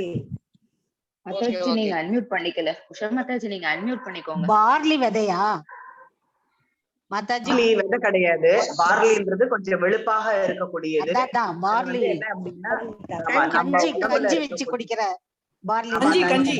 கஞ்சி வேணும் பார்லி. அது வந்து நம்ம பகவானுக்கும் அத பர்டிகுலரா அத எடுத்துருக்கா. கோதுமை நெல் இருக்கிறப்ப மாதாஜி ஏன்னா அதுதான் இருக்கிறதுலயே ரொம்ப ஸ்ட்ரென்த் அண்ட் சீப் அண்ட் உடம்பு சரியில்லாதவர்களுக்கு உயிரை வந்து புத்துயிர் குடுக்கறதுக்காக பார்லி கஞ்சி கொடுப்பா ஃபர்ஸ்ட். அதனால இதை எடுத்திருக்காங்க. அதுக்காக தான் அந்த இது சொல்லு. எப்படி வந்து பகவானோட பாதம் வந்து நம்மளுக்கு வந்து புத்துயிர் கொடுக்கறதோ, அதே மாதிரி இந்த பார்லி வந்து சாப்பிடும்போது நம்மளுக்கு வந்து ஒரு புத்துயிர் கிடைக்கிறது. அதுக்காக தான் இதை ஒப்பிட்டு இருக்காங்க அப்படின்ட்டு வந்து சொல்றாங்க. அதுதான். வேற ஏதாவது அது வந்து வெளுப்பா இருக்கும். நீங்க பாத்திருப்பீங்கன்னு நினைக்கிறேன். கிச்சடி மாதாஜி, அதுல கிச்சடி கூட பண்ணி சாப்பிட்டுருக்கோம். பகவானுக்கு வந்து வைக்கலாம். அதெல்லாம் அத கொஞ்சம் ஊற வச்சுட்டு பகவானுக்கு ஏகாதசி அன்னைக்கு கூட பண்ணிருக்கோம். ஆமா, நைவேத்தியம் பண்றது. நீங்க வந்து ஹரே கிருஷ்ணா. இது வந்து காலப்போக்குல வந்து இந்த தானியங்கள் மாறினாலதாங்க. ஏன்னா அந்த காலத்துல வந்து நிறைய வந்து இதுதான் சாப்பிடுவாங்க. இப்ப நெல், இப்ப இந்த கோதுமை இதெல்லாம் சொல்றோம் பார்த்தீங்கன்னா, காலங்காலம் வரும்போது அது வந்து இப்ப வந்து இந்த மாதிரி இதா இருந்தது. முதல்ல எல்லாம் பார்லி தான் நிறைய எல்லாமே சாப்பிடுவாங்க. அதனாலதான் பார்லி, ஓட்ஸ் இதெல்லாம் தான் அப்பதான் அந்த காலத்துல. இப்ப வந்து நம்ம வந்து நாகரிகம் இறக்குமதியானது. பார்லி நம்ம நாட்டுல, பார்லி வந்து நம்ம இந்தியால உள்ளது. ரெண்டாவது வந்து பாத்தீங்கன்னா, நம்ம பூரி ஜெகநாத் கோவில்ல வந்து பாத்தீங்கன்னா நம்மளோட இந்தியனோட கல்ச்சர்ஸ்ல அந்த காலத்துல என்ன விளைஞ்சதோ அதுதான் பகவானுக்கு இன்னைக்கும் செய்வாங்க. இன்னைக்கும் பாத்தீங்கன்னா அரிசியிலயோ சரி, கோதுமையிலயோ வந்து இன்னைக்கும் அங்கே பகவானுக்கு நைவேத்தியம் பண்ண மாட்டாங்க. ஏன்னா இந்த பார்லில முக்கியமான அந்த எப்ப அந்த காலத்துல விளைஞ்சதோ அதை வச்சுதான் இன்னைக்கும் பாத்தீங்கன்னா இங்கிலீஷ்காரன் வெளிநாட்டுல இருந்து வந்த காய்கறி இன்னைக்கும் இந்த பூரி ஜெகநாத் கோயில அது நைவேத்தியம் பண்ண மாட்டாங்க. இதுதான் நம்ம சொல்றோம். அதுதான் இந்த பார்லி வந்து அது ஒரு இம்பார்ட்டன்ட் கொடுக்குறாங்க. இன்னைக்கு வந்து பார்லி வந்து நம்ம வந்து இன்னைக்கு வந்து அது வந்து மெடிசன் நம்ம இன்னைக்கு சாப்பிடுறோம். அந்த காலத்துல வந்து நம்ம ஃபுட்டாவே எடுத்துருக்கோம். பார்லி கஞ்சி வந்து எல்லாத்துக்குமே வந்து நல்லது அப்படின்னு சொல்லுவாங்க. சாதாரணமா பார்லி வாட்டர் குடிக்கிறதும் என்ன அப்படின்னா, உடம்புல இருக்கக்கூடிய கெட்ட தண்ணி எல்லாம் வந்து வெளியில வர்றதுக்கான இது உண்டு. யாருக்காவது இந்த வந்து கால் வீங்கிட்டு இருக்கு போறது அப்படின்னா, அதுக்கு வந்து ஒரு அந்த கெட்ட தண்ணிய வெளியேற்றி நீர் இறக்குறதுக்கு அப்படின்றது இந்த பார்லி வந்து ரொம்ப முக்கியமானது. இந்த பார்லி அப்படின்னா கடையில போய் கேட்டா கூட கடைக்காரனுக்கு வந்து தெரிய மாட்டேன்றது என்ன பார்லின்னா என்ன. முன்னெல்லாம் வந்து பார்லி அப்படின்றது ஒரு மாதாஜி, இப்ப பார்லி பிளாக்ஸ்னு ஒண்ணு வருது. அது அப்படியே அதை வந்து பிரஸ் பண்ணி அவல் மாதிரியே கொடுக்குறான். அவல் எப்படி இருக்கும் அதே மாதிரி பிளாக்ஸ் வந்திருக்கு, பார்லி பிளாக்ஸ். அத கொஞ்சம் லைட்டா சுடு தண்ணியில போட்டு கொஞ்சம் கொதிக்க வச்சு குடிச்சோம்னா அது அவ்வளவு தெம்பா நல்லா இருக்கு. அது என்ன கொஞ்சம் ரொம்ப டேஸ்டா எல்லாம் இருக்காது. பார்லி ஃபிளேக்ஸ் வாங்குறதுக்கு சாதாரண பார்லி வாங்குறதுக்கு நிறைய வித்தியாசம் இருக்கு. தாய்மையாக கூட அந்த கஞ்சி கொடுத்துருக்கான்னு நினைக்கிறேன், கால் வைக்க இருந்தா. அத ஊற வச்சு நல்லா கிச்சடி பண்ணலாம் மாதாஜி. ஆனா கொஞ்சம் சவுக்கு இருக்கும். நல்லா ஊற வச்சுட்டு அதோட அந்த பாசி பருப்பு வெஜிடபிள்ஸ் எல்லாம் போட்டு குக்கர்ல நல்லா வேக வச்சு சாப்பிட்டோம்னா ரொம்ப நல்லா இருக்கும். நான் பண்ணுவேன். எனக்கு சுகருக்கு அவ்வளவு நல்லது அது. ஃபைபர். ஆமா, ஃபைபர் நிறைய இருக்கு. அதுதான் பகவானோட பாதத்துல இருக்கு. இந்த இத பத்தி ஃபர்ஸ்ட் கேண்டோ 8வது சாப்டர்ல 39வது ஸ்லோகத்துல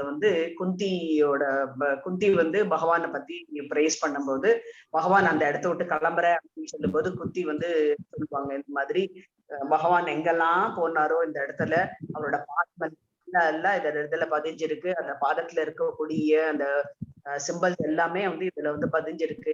அவர் இந்த இடத்த விட்டு போயிடுச்சு அப்படின்னா நம்ம எல்லாம் என்ன பண்ணுவோம்? அப்ப இந்த பூமிக்கு நாம இருக்கக்கூடிய பூமிக்கு ஒரு கெட்டதான் நடக்கும். அப்படி இல்லை அப்படின்னா நல்ல கிருஷ்ணா நீ போகாத அப்படின்ட்டு சொல்றாரு. பிருந்தாவனவாசிகளுக்கு இத பத்தி தெரிஞ்சுதான். என்ன அப்படின்னா அங்க சுத்தி பகவான் போயிட்டு இருந்த போது எல்லா இடத்துலயும் அந்த பாதம் தெரிஞ்சதுனால அவங்களுக்கு பகவானோட பாதத்துல என்னெல்லாம் இருக்கு அப்படின்றது அந்த விவரம் எல்லாம் நல்லாவே தெரிஞ்சது அப்படின்னு சொன்னாங்க. பாகவதத்துல இதை பத்தி கொடுத்திருக்கு. நெக்டர் ஆஃப் டிவோஷன் இதை பத்தி கொடுத்திருக்கு. நெக்டர் ஆஃப் டிவோஷன் இருக்கு. அத இந்த டாபிக்ஸ் நல்லாவே டீல் பண்ணிருக்காங்க. ஹரே கிருஷ்ணா. கிருஷ்ணா புக்ல கூட இருந்தது மாதாஜி. ஆமா, ஹரே கிருஷ்ணா மாதாஜி. இப்போ நெக்ஸ்ட் யார் சொல்ல போறீங்க? ஹரே கிருஷ்ணா மாதாஜி. ஹரே கிருஷ்ணா. விஜய் நாராயண் மாதாஜி. நீ உங்களது என்னங்க? என்னோடது சக்ரா. சுதர்ஷன் சக்ரா. எஸ், ஸ்டார்ட் பண்ணுங்க. இருங்க ஒரு செகண்ட், ஸ்டார்ட் பண்ணாதீங்க, நீங்க கை ரைஸ் பண்ணுங்க. நான் உங்களை கோர்ஸ் பண்ணிட்டு நான் எல்லாரும் மியூட் பண்ணுவேன். நீங்க ஓகே, நீங்க கொஞ்சம் வீடியோ ஆட் பண்ணிக்கோங்க.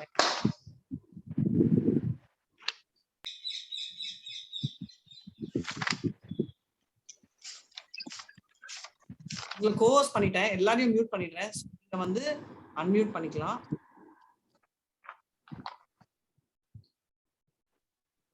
ஹரே கிருஷ்ணா மாதாஜி. ஹரே கிருஷ்ணா மாதாஜி. பர்ஃபெக்ட் வந்துட்டீங்களா? ஹரே கிருஷ்ணா. எஸ், ஹரே கிருஷ்ணா. சக்ரா அப்படிங்கிறது நம்மளுடைய 6 வகையான குணங்கள் இருக்கு. என்னென்னா காமம், குரோதம், பேராசை, அதாவது பொறாமை, இன்னொருத்தர் பொருள் மேல ஆசை, இப்படி 6 வகையான நம்மளோட தீய குணங்களை அழிக்கிறதுக்கானதுதான் சக்ரா. இன்னும் அவருடைய பாதத்தில் உள்ள அத்தனை சிம்பல்ஸ்மே பகவான்கிட்ட போய் சரணாகதி அடைஞ்சதுதான் எல்லாமே. அதெல்லாம் அவரோட பாதத்துல இருக்கிற அந்த அடையாளங்கள்லாம் நம்மளை காப்பாத்துறதுக்காக உள்ளதுதான். அதனால பாதத்துல போய் சரணாகதி பண்ணு அப்படிங்கிறது அந்த தாத்பரியத்துலதான் இதெல்லாம் பகவானோட தாமரை மலர போன்ற இருக்கிற அந்த பாதத்துல அடையாளமா இருக்கு. இந்த சக்ரா ஒவ்வொருத்தர்கிட்ட ஒரு குணம் உயர்ந்து இருக்கும். அதாவது நம்ம கிட்ட 6 தீய குணங்களும் மொத்தமா ஒருத்தர்கிட்ட இருக்காது. ஒருத்தர்கிட்ட காமம் அதிகமா இருக்கும், ஒருத்தர்கிட்ட பேராசை அதிகமா இருக்கும், ஒருத்தர்கிட்ட பொறாமை அதிகமா இருக்கும். இப்படி ஒவ்வொருத்தர்கிட்டையும் ஒவ்வொரு தவறான குணம் கண்டிப்பா 1% ஓங்கி நிற்கும். அப்படி இருக்கிற அந்த குணங்களை நாமளே மனசு வச்சா கூட அழிக்க முடியாது. ஆனா அவருடைய பாதத்துல போய் நம்ம சரணாகதி பண்றோம். அதாவது பக்தியே இல்லட்டா கூட கோவிலுக்கு போய் தரிசனம் பண்ணிட்டு வரும் பொழுது எல்லா நேரமும் பகவானை நினைக்காட்டா கூட அந்த தரிசனம் பண்ணும் பொழுது முதல்ல பாதத்தை தான் பார்க்க சொல்லுவாங்க, திருவடியை தான் முதல்ல பற்றிக்க சொல்லுவாங்க. அப்படி பற்றிக்கும் பொழுதுதான் நமக்கு அந்த குணங்களோட பர்சன்டேஜ், அதாவது ஏறுற அந்த தவறான குணம் ஏறுதா இல்லையா, அது குறைக்கப்படுது. சோ இந்த சக்ரா நம்மளுடைய தீய குணங்களை எல்லாம் அழிக்கிறது. அது அவரோட பாதத்துல சரணாகதி அடையும் போது நமக்கு அந்த 6 வகையான குணங்களும் கண்டிப்பாக அழிந்து விடும் அப்படிங்கிறது. எப்படின்னா இந்த அம்பரீஷன் அதாவது மகா பக்தன், அர்ச்சனைக்கு கூட அவரை தான் ஈடா சொல்ல முடியும். அப்படிப்பட்ட பக்தன், தூய பக்தன் பகவான் மேல. அந்த அவர் துர்வாச முனிவர் அவரை பரீட்சை பண்றதுக்காக வராரு. அவர் ஏகாதசி விரதம் இருக்கக்கூடியவர். தசமி முழுக்க தசமியிலிருந்து ஆரம்பிச்சே விரதமா இருந்து ஏகாதசி முழுக்கையும் பகவான் நாமத்தையும் துளசியால பகவானுக்கு அர்ச்சனை பண்ணியும், துவாதசி அன்னைக்கு கார்த்தால அந்த துளசியால அர்ச்சனை பண்ணி அந்த தூப தீபம் காட்டி நைவேத்தியம் பண்ணிட்டு அவர் அந்த பிரசாதத்தை பாரணை பண்ணணும். இதுதான் ஏகாதசி விரதத்தோட பேசிக். அப்படி பண்ற அந்த அம்பரீஷனை பரீட்சை பண்றதுக்காக துர்வாச முனிவர் வராரு தன்னுடைய 10,000 சிஷ்ய கோடிகளை கூட்டிட்டு. நான் இன்னைக்கு இங்கதான் வந்து துவாதசி பாரணை பண்ண போறேன் அப்படின்னு சொன்னா அவருக்கு ரொம்ப சந்தோஷம். சரி, நான் குளிச்சுட்டு என்னுடைய கர்மாவெல்லாம் முடிச்சுட்டு அனுஷ்டானத்தெல்லாம் முடிச்சுட்டு வரேன் அப்படின்னு போறார். போய் தீர்த்தம் ஆடிட்டு வேணும்னே லேட்டா வர்றாரு. வேணும்னே, ஏன்னா அவரை பரீட்சை பண்ண வந்திருக்காரு. அவர் எவ்வளவுதான் பொறுமையா இருக்கான்னு பாக்கலான்னுட்டு. அந்த துவாதசி பாரணை கூட அந்த நேரத்துக்குள்ள முடிக்கணும். ஏன்னா அப்பதான் அந்த விரதம் முடிஞ்ச மாதிரி அடையாளம். அப்படி வந்து அவர் ரொம்ப பொறுமையா இருக்கும் பொழுது நேரம் ஆயிட்டே இருக்கு அப்படின்னு சொன்னா அவர் தன்னுடைய குருநாதர்கிட்ட, தன்னுடைய குல குருட்ட கேக்குறாரு, நான் என்ன பண்ணட்டும், அவர் இன்னும் வரல, நமக்கு இன்னும் 1 செகண்ட் தான் இருக்கு அந்த பாரணம் விரதம் முடியறதுக்கு அப்படின்னா, நீ துளசி தீர்த்தத்தை எடுத்து சாப்பிடு, அதுவே நீ விரதம் முடிஞ்சதற்கு சமம் அப்படின்னு சொல்லிட்டாரு.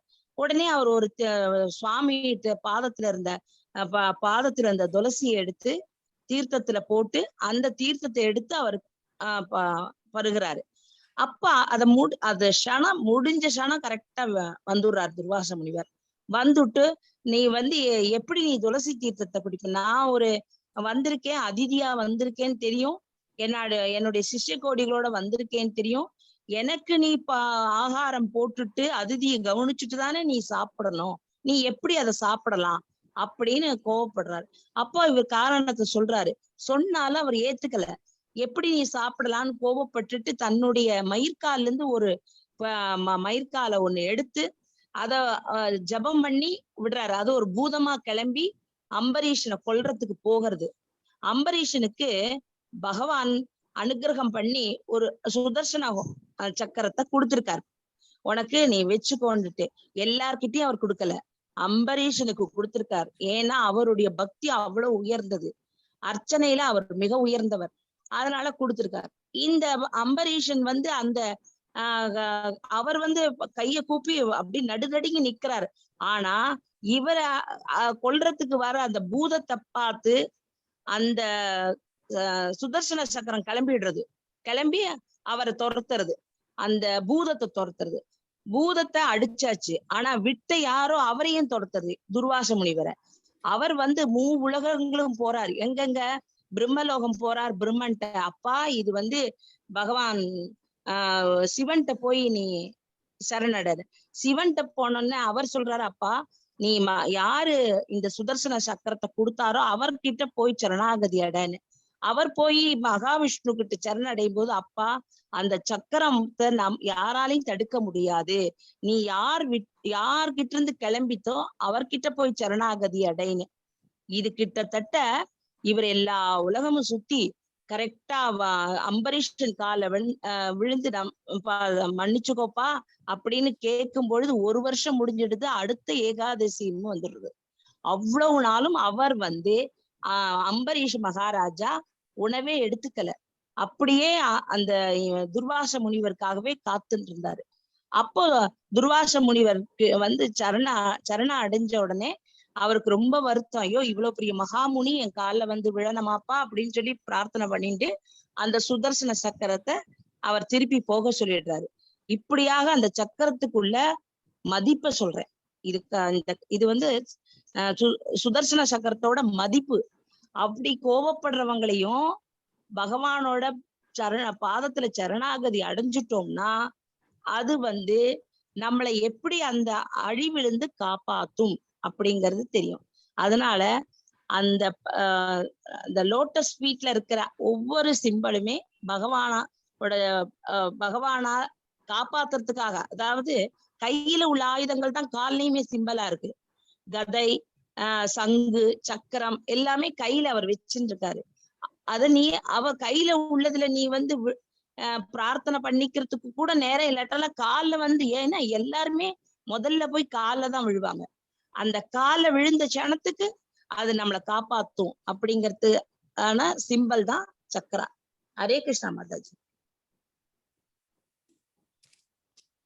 Hare Krishna. Thank you so much Mataji. Sudarshan Chakra தான் இருக்கிறதுலே மிகப்பெரிய டிவோட்டி.